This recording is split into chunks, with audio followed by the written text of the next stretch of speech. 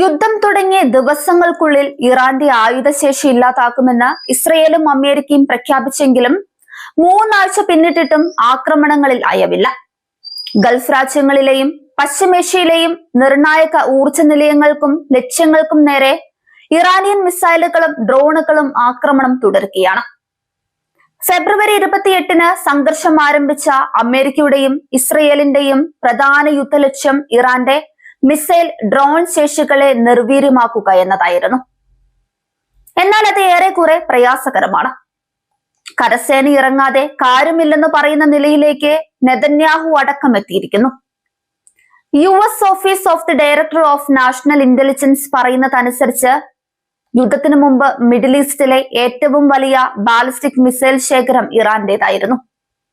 Iranian state media നൽകുന്ന വിവരം അനുസരിച്ച് ഇസ്രയേലിനെ ആക്രമിക്കാൻ ശേഷിയുള്ള 2000 കിലോമീറ്റർ വരെ പരിധിയുള്ളതും മണിക്കൂറിൽ 17,000 കിലോമീറ്റർ വരെ വേഗതയുള്ളതുമായ വിവിധ തരം മിസൈലുകൾ ഈ ആയുധ ശേഖരത്തിലുണ്ട്.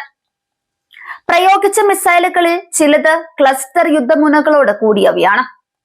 ഇവയെ പ്രതിരോധിക്കാൻ ഇസ്രയേലിന്റെ മിസൈൽ പ്രതിരോധ കവചങ്ങൾക്ക് ബുദ്ധിമുട്ടാണ്.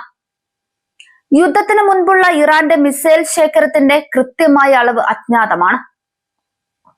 ഇസ്രയേൽ സൈന്യത്തിന്റെ കണക്കനുസരിച്ച് ഇത് 2500 ആണെങ്കിൽ വിദഗ്ധർ ഇത് 6000 വരുമെന്ന് കണക്കാക്കുന്നു. ഇറാന്റെ മിസൈൽ പദ്ധതികൾ പ്രധാനമായും ഉത്തര കൊറിയൻ, റഷ്യൻ രൂപകൽപ്പനകളെ അടിസ്ഥാനമാക്കിയുള്ളതാണെന്നും ചൈനീസ് സഹായം അതിന് ലഭിച്ചിട്ടുണ്ടെന്നും ആംസ് കൺട്രോൾ അസോസിയേഷൻ പറയുന്നുണ്ട്.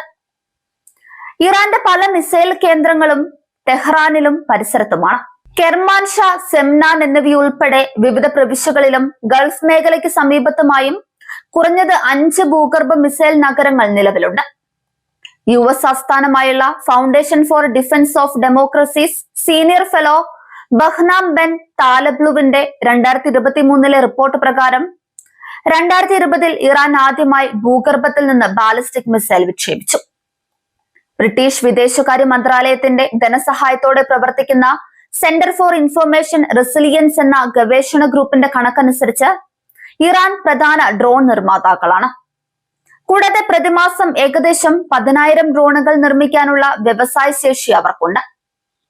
വില കൂടിയ മിസൈലുകൾക്ക് പകരമായി ഉപയോഗിക്കാവുന്ന ചെലവ് കുറഞ്ഞ ഷാഹിദ് ഡ്രോണുകൾ വികസിപ്പിച്ചത് ഇറാനാണ്. ഉക്രൈൻ യുദ്ധത്തിൽ ഉപയോഗിക്കുന്നതിനായി ഇവ വലിയ അളവിൽ റഷ്യക്ക് ഇറാൻ വിറ്റിരുന്നു. ഈ ആയുധ ശേഖരത്തിൽ ഇനി എത്ര ബാക്കിയുണ്ട് എന്നത് യുദ്ധത്തിന്റെ ഗതി നിർണ്ണയിക്കുന്നതിൽ പ്രധാന ഘടകമായേക്കാം. ഇറാന്റെ ബാലിസ്റ്റിക് മിസൈൽ ശേഷി പ്രവർത്തനപരമായി നശിപ്പിക്കപ്പെട്ടെന്ന് കഴിഞ്ഞയാഴ്ച US പ്രസിഡന്റ് ഡൊണാൾഡ് ട്രംപ് പറഞ്ഞിരുന്നു. എന്നാൽ ഇറാൻ ഇപ്പോഴും ചില മിസൈൽ ശേഷികൾ നിലനിർത്തുന്നുണ്ടെന്ന് joint chief of staff chairman US general Dan Caine വ്യാഴാഴ്ച പറഞ്ഞു. അവർ വലിയൊരളവ് ആയുധങ്ങളുമായാണ് ഈ പോരാട്ടത്തിന് വന്നതെന്നാണ് അദ്ദേഹം പറഞ്ഞത്. 100 കണക്കിന് ലോഞ്ചറുകൾ നശിപ്പിക്കപ്പെട്ടതോടെ ഇറാന്റെ മിസൈൽ ഡ്രോൺ ശേഷി വ്യാപകമായി തകർക്കപ്പെട്ടു എന്ന് ഇസ്രയേൽ പ്രധാനമന്ത്രി ബെഞ്ചമിൻ നെതന്യാഹുവും വ്യാഴാഴ്ച പറഞ്ഞു. ഇസ്രയേൽ മിസൈൽ ഡ്രോൺ ഫാക്ടറികളെയും ആക്രമിക്കുന്നുണ്ടെന്ന് അദ്ദേഹം കൂട്ടിച്ചേർത്തു. തങ്ങളുടെ ആയുധങ്ങൾ തീർന്നു പോകുന്നെന്ന വാദം ഇറാൻ നിഷേധിച്ചു.